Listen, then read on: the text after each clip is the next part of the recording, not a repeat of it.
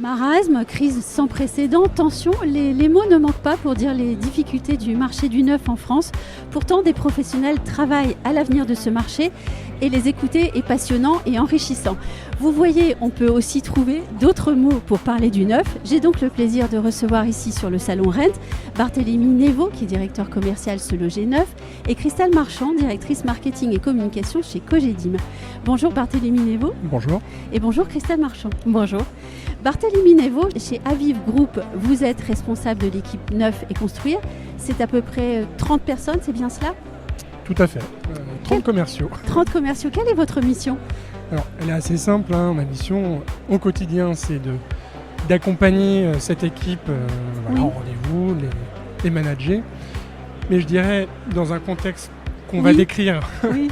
après, aujourd'hui, c'est d'être présent sur le terrain, en proximité avec les promoteurs immobiliers et les constructeurs de maisons individuelles, pour leur proposer les solutions médias adéquates. Alors justement, le contexte. Christelle Marchand, j'ai un petit peu joué avec les mots pour commencer, mais est-ce que vous pourriez nous dire comment se porte le marché du neuf depuis leur rentrée et puis surtout, quelles sont les perspectives ? Le marché du neuf est en difficulté, c'est Oui. pas un scoop et bien sûr on le sait, mais le marché du neuf montre quand même, je pense, des frémissements pour se sortir de cette crise qu'on qualifie de sans précédent. Et mon enthousiasme naturel va me pousser à m'accrocher à ça. Oui, le marché est difficile. On a couramment en 2017, 2018, 2019 commercialisé environ 120 000 logements en France.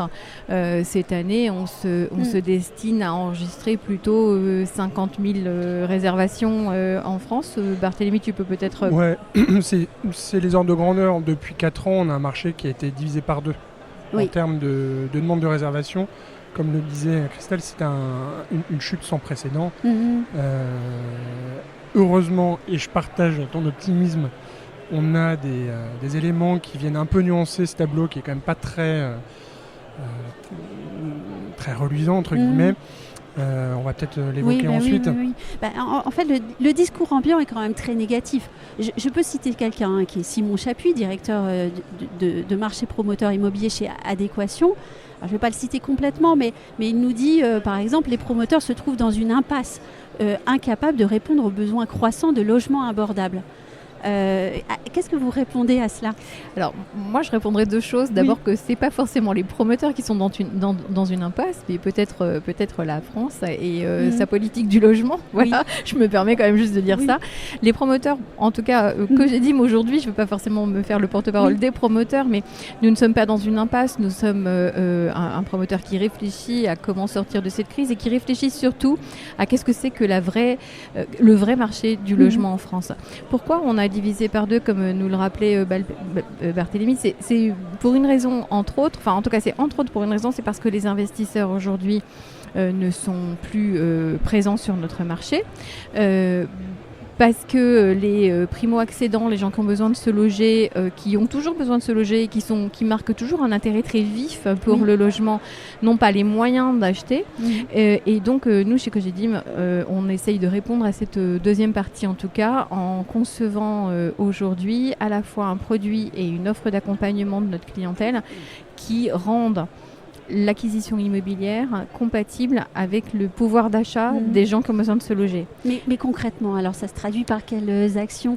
Alors ça se traduit par 2 types d'actions. Une action sur la conception même des logements, une action sur la manière dont on fait notre développement, c'est-à-dire comment on va développer des terrains, des fonciers sur lesquels nous allons construire nos résidences. Et nous devenons très exigeants, encore plus exigeants pour choisir les bons terrains, aux bons endroits où il y a une profondeur de marché et où on va être en capacité de sortir un produit qui aura le prix de sortie qui sera compatible avec le pouvoir d'achat des gens qui peuvent acheter. Une fois quand j'ai dit ça, ça veut dire qu'on fait beaucoup de choix et ça veut dire aussi qu'effectivement peut-être on lance moins de programmes, on lance moins de produits qu'on a pu en lancer à certaines époques. Ensuite, on travaille sur le logement lui-même en s'intéressant de très près à ce qu'est la démographie française aujourd'hui, en s'intéressant de très près à ce qu'est aujourd'hui la cellule familiale française. Aujourd'hui, le foyer français moyen, il fait 1,6 personnes. Il y a une dizaine d'années, il faisait 2,1. Donc ça implique d'avoir une vraie réflexion sur ce que sont les surfaces de logement, ça implique d'avoir une vraie réflexion sur ce que sont les distributions d'appartements. Cette réflexion, nous l'avons peut-être un peu plus tôt que les gens qui délivrent les permis de construire aujourd'hui, mais en tout cas on conçoit des appartements qui sont très ergonomiques, qui offrent des espaces à vivre qui sont exactement ce dont ont besoin les gens qui y vivent, et qui pour autant ont des surfaces qui sont un petit peu plus réduites. Et ça, c'est un vrai travail de conception, et je pourrais vous en parler des heures, mais je ne suis pas sûre qu'on ait le temps. Et puis enfin, on travaille sur l'accompagnement. La grosse problématique des gens, on en a parlé, c'est le financement. Alors même si aujourd'hui les taux sont en train de redescendre un peu, ça reste quand même le financement.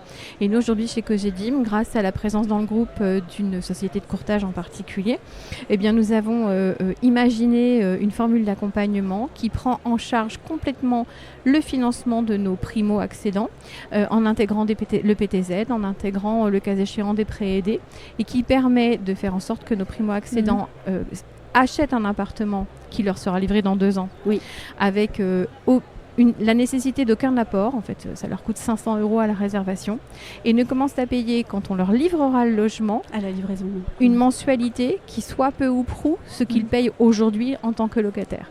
Et c'est cette mécanique-là que nous avons faite en prenant uniquement des choses qui existent, en prenant du PTZ, en prenant des partenariats bancaires, en faisant aussi, il faut bien le dire, des efforts sur nos marges.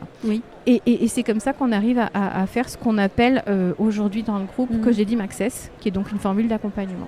Et Barthélémy Néveau, vous chez Aviv, où est-ce que vous vous situez dans ce chemin de réflexion et de modification des manières de travailler, clairement? Alors nous, on intervient au niveau de la plateforme, donc notre devoir, c'est d'apporter des leads aux promoteurs. Sur la visibilité. Exactement. Donc, après, je rejoins ce que tu disais, c'est comment est-ce qu'on peut innover et apporter des solutions nouvelles. Alors nous, à notre petit niveau, petit grand niveau, peu importe, c'est tout est relatif. Comment on peut trouver des nouvelles sources de leads et finalement essayer d'élargir l'audience. Aujourd'hui, on sait que l'audience est assez volatile, elle se trouve sur les plateformes, mais aussi sur les réseaux sociaux, on va en parler peut-être tout à l'heure. Mais c'est vraiment innover autour du concept de comment apporter plus de leads et plus de leads de qualité, puisqu'on sait que c'est une matière qui se raréfie ces dernières années. Est-ce que, pardon de poser la question ainsi, mais est-ce que c'est à la faveur de la crise que vous vous êtes motivé plus encore ? Alors, c'est une bonne question. Souvent, les meilleures innovations, on sait qu'elles sont motivées par la difficulté. Exactement. Donc, oui, j'imagine que ça a un peu contribué. On n'a pas attendu la crise pour innover.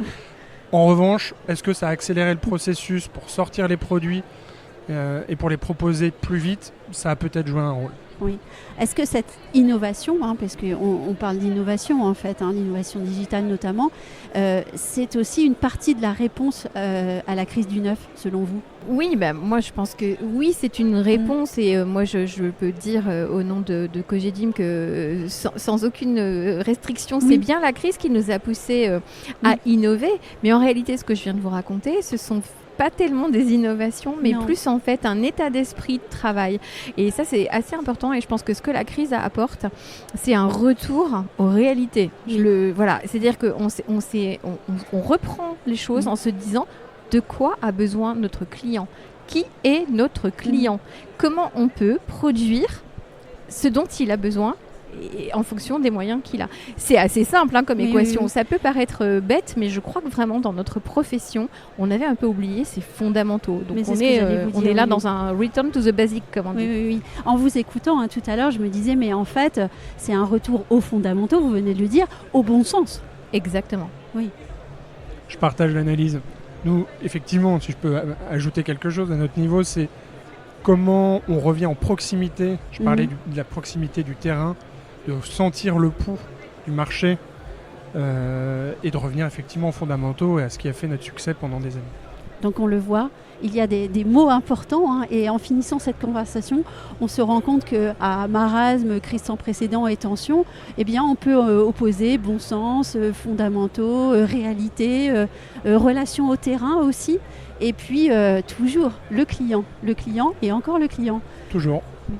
Et je peux même vous dire que ça fonctionne, puisque aujourd'hui, dans ce contexte qu'on a donc largement décrit, chez Cogedim, on affiche un succès et on affiche des réservations qui sont plutôt soutenues.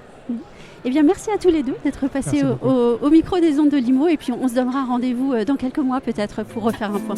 Merci pour votre accueil.